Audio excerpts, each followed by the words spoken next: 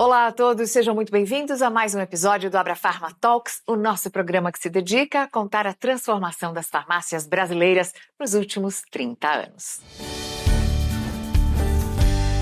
Hoje nós vamos receber um executivo que está colocando sua ampla experiência no varejo a serviço de uma das maiores redes de farmácias do país. Eu tenho a honra de receber nos estúdios da Abrafarma o CEO do grupo DPSP, Jonas Lauro Indvícios. Jonas, muito obrigada pela sua presença. Muito obrigado pelo convite. Seu nome é bem diferente, é assim mesmo que se pronuncia? Qual é a origem? A origem é lituana e no Brasil é o Lauro Indvícios. Mas se for fazer a tradução original da língua, aí a pronúncia é Laurinavicius, Família... que é típico russo, né? E a família no Brasil há quantas gerações já? Veio meus avós, né, já vieram para o Brasil, e aí os meus bisavós é que são da origem da Lituânia. Que legal. Província Rússia na época, né? Não, e o Brasil tem gente de todas as origens, é bom conhecer, né? Saber. Principalmente o paulista. O paulista tem a miscelânea do planeta aqui. Bom, agora que a gente já sabe um pouquinho mais sobre o lado pessoal do Jonas, eu sei que muitos de vocês já conhecem um pouco da trajetória dele como executivo. Eu quero destacar apenas que ele tem 27 anos de experiências em grandes marcas do varejo nacional. Estou falando de C&A, Riachuelo, Pernambucanas. E nas Pernambucanas, Jonas, você deixou um cargo de muita decisão para atuar na DPSP, que tem as drogarias Pacheco e São Paulo. Eu quero saber o que foi que te levou para o mercado farmacêutico. Bom, como você falou, né, são muitos anos de experiência profissional e nessa longa jornada, o único ramo que eu não conhecia era o ramo farmacêutico. E eu tenho vamos dizer assim, uma curiosidade da minha pessoa, que eu sempre gostei de frequentar farmácias. Desde garotão, assim, de realmente saber nome de remédio. Eu tenho 2 filhos que já são adultos, então toda a fase infantil, né, que usa muito medicamento, aquelas comorbidades agudas, né, gripe, resfriado, eu sempre me interessei por essa área médica. Inclusive, quando eu era mais novo, a minha intenção era ser médico. Então, eu sempre me interessei pela área médica. Quando veio a proposta, né, para vir na área de supply chain, não como estou hoje, que foi o meu início na carreira no ramo farma, que é a minha grande origem, a área de supply chain, aí eu resolvi aceitar por causa da curiosidade e da atratividade pelo ramo, né? O ramo farmacêutico realmente, pessoal, é magnífico. É magnífico. O que é que você destaca que te fascina hoje nesse ramo? Bom, é realmente você poder prestar serviço à população, principalmente agora nos tempos mais recentes de pandemia, é a questão de você dar a solução para o cliente. O cliente sempre vem às nossas drogarias ou pela internet, pelo aplicativo, com alguma necessidade, ou por uma receita médica, um tratamento, ou uma doença que tem uma doença crônica e vai precisar utilizar um medicamento.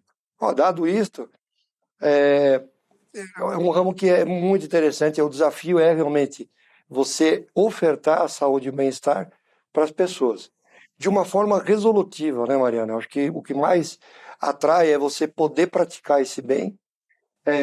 Nós temos uma cidade para cuidar, né? O nosso grupo tem 26 mil pessoas. Então imagina, né, treinar todo esse pessoal para atender bem lojas, mais de 1.400 lojas.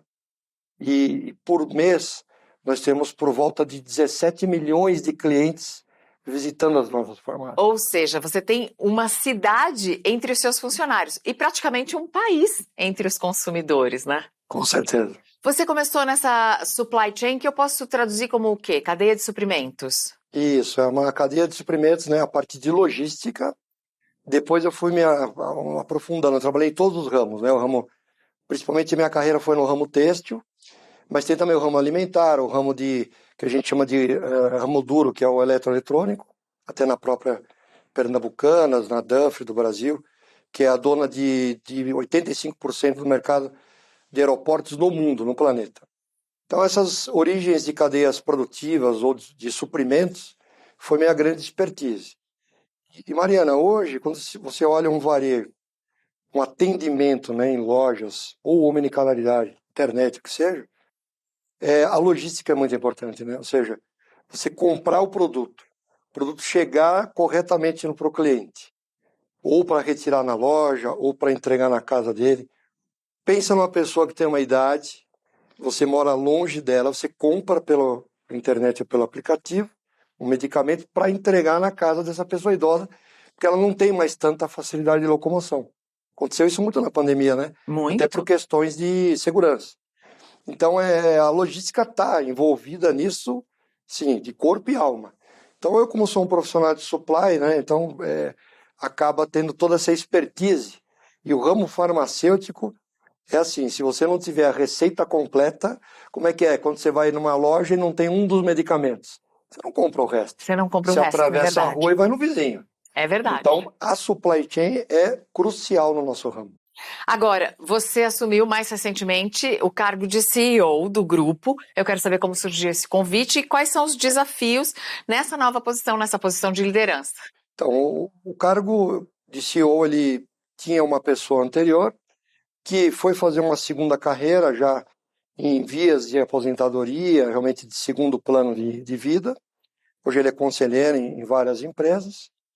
A cadeira ficou vaga, tinha, né, uma oportunidade, fizeram realmente o convite. Os acionistas da empresa, conselho, viu, né, que a supply chain, o Jonas da supply chain, já conhecia a empresa, porque eu tinha 5 anos de grupo, já conhecia tudo, inclusive tivemos um momento ímpar na história da empresa, que foi em 2018, que nós tivemos um incêndio, com perda total no incêndio no Rio de Janeiro, e a gente saiu muito bem aquele ano. Em 24 horas, as mercadorias já estavam repostas em 367 lojas. E nós tivemos um incêndio no dia 1º de maio de 2018, não vou esquecer mais, foram datas importantes, né? Que Me feriado, lembra, não? Que me lembra o feriado. trabalho, me lembra a morte do Ayrton Senna, que todo mundo É. lembra disso, e me lembra agora o incêndio que nós tivemos no CD do grupo. E com perda total. Então, assim, foi um desafio grande na minha carreira. Acho que todo esse contexto de resultados positivos, de compromisso com o trabalho, né, com a empresa, acabou culminando nesse convite para ser o CEO. Né? Minha primeira vez como CEO de uma empresa, Ronaldo Carvalho ficou feliz. o Ronaldo Carvalho ficou contente. Nós estamos também com muitos projetos, né, muitas novidades, e está tudo indo bem. Ele tem um perfil bem interessante também, né? É gostoso ter essa relação com um dos fundadores, com quem esteve ali no início de tudo. Ajuda, né, a entender a origem. Ajuda demais. Quando eu assumi a cadeira, Ronaldo, doutor Ronaldo, como todos chamam dentro da Doutor empresa, Ronaldo. doutor Ronaldo. Eu É isso aí. entrevistei já. E tem o senhor Samuel, né, que são os dois Um da Pacheco fundadores. e um da Drogaria São Paulo. São os dois fundadores das duas marcas. E o doutor Ronaldo, ele herdou do pai dele, que era um farmacêutico, que veio do interior de São Paulo. A história é muito bonita. Tem até um livro publicado, né, ele e a Eunice, que era a esposa dele. No começo, realmente, né, quando a drogaria era aquela manipulação na farmácia, e o farmacêutico era o médico da comunidade, do local do bairro. E o Ronaldo tem uma história muito bonita, porque ele pegou uma empresa bem pequena, né, herdada do pai, o pai junto ainda vivo, e ele transformou no que a gente vê hoje, que ele brinca até que a São Paulo é a drogaria de São Paulo, né, de tão famosa que ela é. Só para você ter uma ideia, Mariana, são 9 anos consecutivos de nome de drogaria em São Paulo. Então, a drogaria São Paulo são 9 anos consecutivos. E a marca Pacheco no Rio foram 12 anos consecutivos. Então, imagina, agora acabei de ter uma entrevista. Eu morei no Rio e é bem forte. Exatamente, é muito forte. Pacheco e São Paulo são marcas, assim, centenárias, né? Uma quase centenária, outra mais de 120 anos, que é a marca Pacheco. E que tem um mindset na população, quando se fala em farmácia, muito grande. E a gente não pode abrir mão disso, né? Então a gente fala DPSP, mas as marcas são Pacheco e Drogaria São Paulo e vão continuar sendo, né? Exatamente. Já são 6 anos agora no Varejo Farma. Eu quero saber como você avalia essa transformação e modernização no setor. Você que acompanhou muito de perto agora esse momento de pandemia e que teve que dar uma acelerada, né? Tem uma outra peculiaridade. Eu não fiz um dia de home office, porque... Sério? O que ocorre, né? Apesar de ser o diretor de supply na época, agora o CEO, nós estamos aqui para atender o público, né? Afinal de contas, são 17 milhões de pessoas todo mês nas nossas lojas. E os nossos colaboradores em lojas trabalhando full time, né? Em todo o período, lojas 24 horas, 7 dias por semana. Então, o que a pandemia fez, o que acelerou esse negócio do ramo farma? Qual foi realmente é a grande transformação. É a omnicanalidade, é você realmente ser resolutivo no que o cliente precisa. Então, não é só uma venda de remédios. Ela está passando por atender a um controle de uma doença que pode ser aguda ou crônica. Como que você ajuda nessa jornada de saúde? Porque inclui serviço farmacêutico, testagem de pressão, medição de pressão, teste de glicemia. Agora vai entrar a parte de sangue, né? Que a gente tem convênios com o laboratório que você faz a coleta, envia para o laboratório.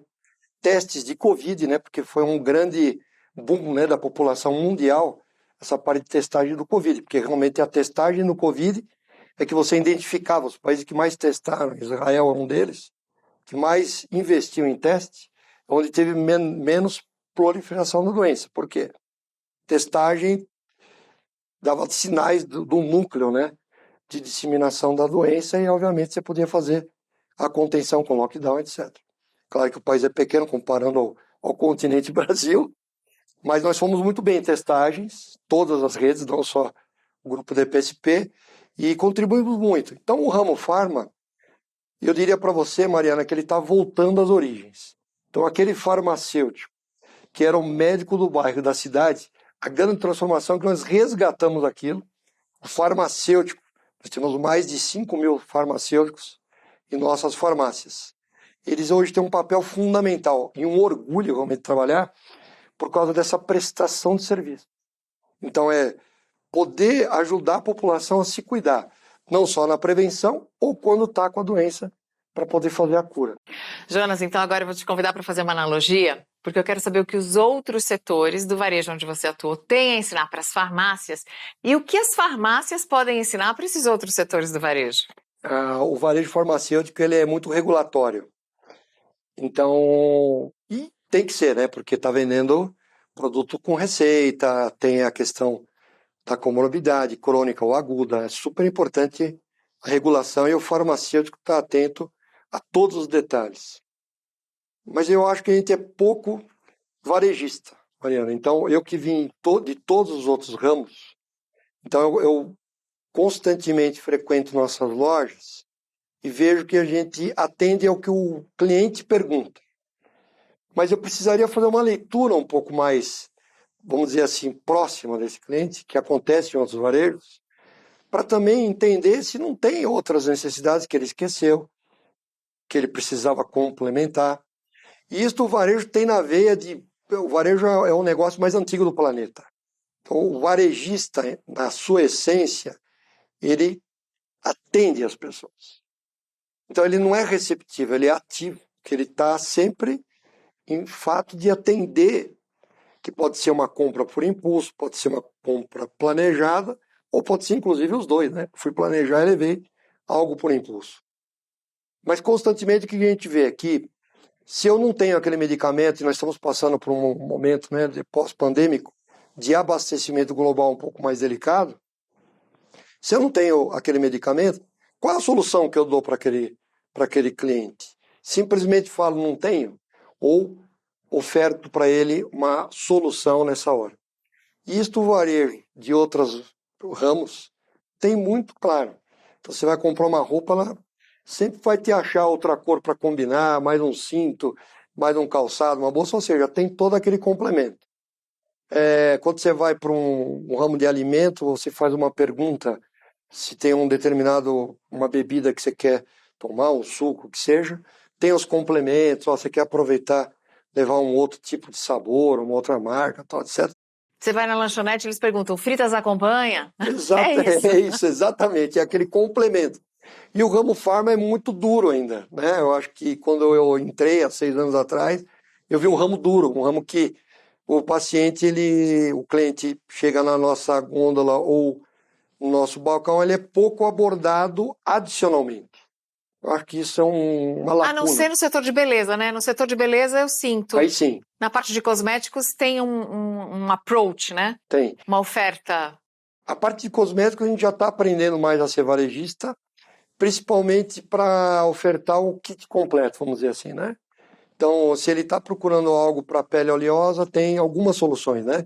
Você tem o sabonete, mais o creme, e mais sei lá, um pós-barba que não vai deixar oleoso o homem, né? Então, para a mulher, se ela está procurando algo ligado à maquiagem, ligado a antissinais, que é muito comum hoje em dia, tanto o homem quanto a mulher se tornou um cidadão que tem mais longevidade e mais vaidoso, né? E a gente vem aprendendo, mas ainda tem uma caminhada grande. Então, um grande aprendizado para o varejo farma é ser mais varejista. E o aprendizado para o outro ramo, né? Que você me perguntou o que eu troco Sim, também com outro essa ramo. troca. É você ser um pouco mais formal e padronizado, porque as farmácias são muito padronizadas. Você entra numa farmácia em Salvador e vai entrar numa farmácia aqui em Vila Nova Cachoeirinha, na zona norte de São Paulo, você vai ver uma padronização. Então, uma rede de 1.400 lojas extremamente padronizada.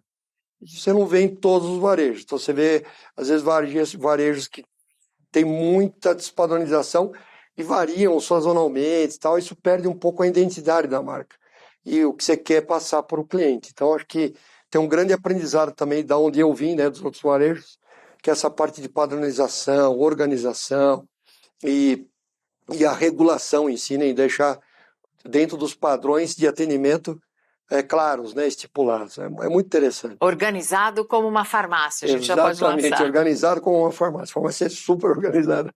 As drogarias Pacheco e São Paulo também estão trilhando esse caminho para consolidar as farmácias como hubs de saúde? Em que patamar está esse projeto? Exatamente. Então, isso é um movimento que todas as redes estão fazendo, né? As que estão na Abrafarma publicam um pouco mais. O que acontece? Quando a gente olha o hub de saúde, o que seria? A jornada do paciente, ela começa quando? Ela começa exatamente quando ele vai ao médico. Quando ele tem o primeiro diagnóstico, a primeira visita ao médico, é ali que começa a jornada do paciente. Então, onde que as farmácias, com os farmacêuticos, podem ajudar e contribuir? Nós temos hoje, no nosso hub de saúde, nós temos uma aquisição de uma empresa, era uma startup que fica em Recife, o nome dela é TI Saúde, que já trabalhava com alguns médicos da região de Pernambuco e alguns estados do Norte e Nordeste. Já tinha, inclusive, parcerias com o SUS, em alguns postos de saúde. O que eles ofertam? O que essa empresa ofertava como solução de saúde? É um sistema para o médico fazer a consulta online, inclusive, fazer a receituário digital, que é muito comum hoje, principalmente pós-pandemia e durante a pandemia, e aí encontrar o medicamento na forma, vamos dizer assim, mais acessível, de melhor usabilidade para o cliente. Então, ou se ele vai receber na casa dele, vai retirar na farmácia mais próxima. Pode ser uma molécula, alguma substância, algum medicamento que não tem na região onde tem esse paciente.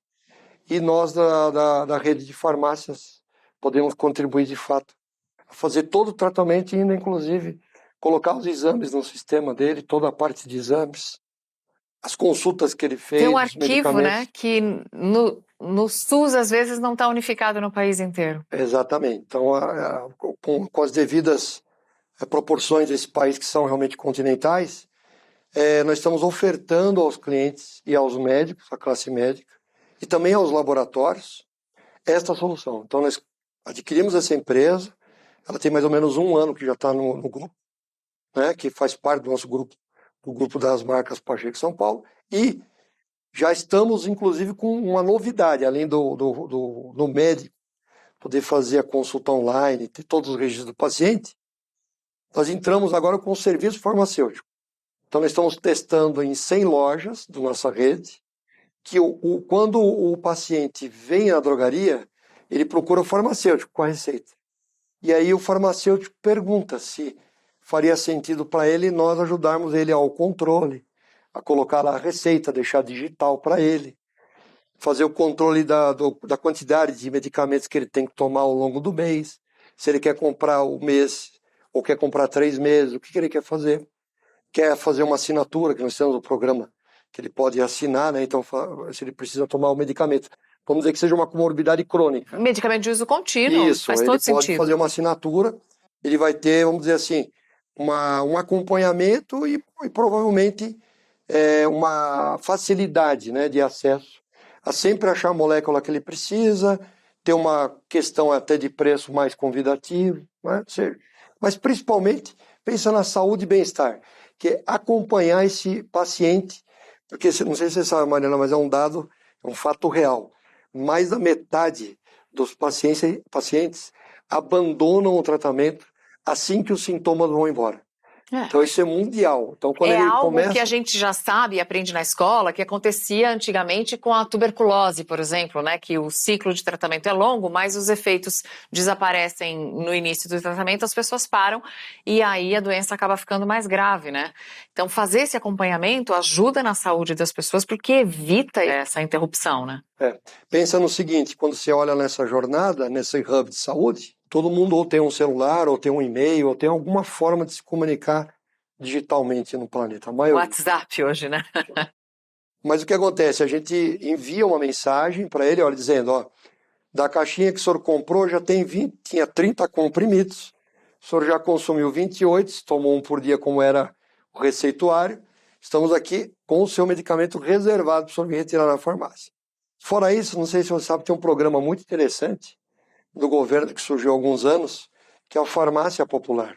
Nós somos a rede que mais tem oferta de farmácia popular em nossas drogarias.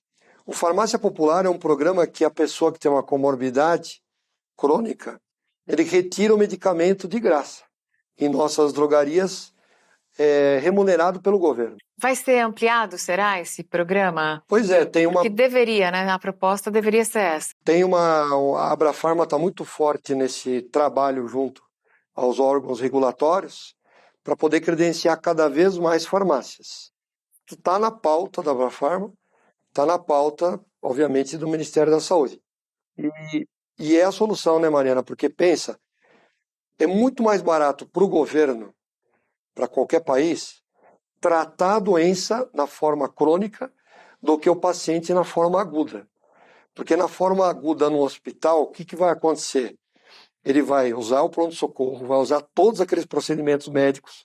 Quando por um medicamento usado, pega um hipertenso que tem um AVC, é muito mais caro para o governo e para toda a instituição, assistência médica particular ou governamental, né, pública, é muito mais caro tratar a pessoa que teve o AVC do que fornecer um medicamento a vida toda com controle. Prevenir é o melhor remédio, né? Exatamente. Bom, tudo isso que você está me dizendo, eu imagino que esteja incluído nesse anúncio, né, desse mega investimento que a DPSP fez, de 450 milhões também em expansão. O que mais está previsto no roadmap do grupo?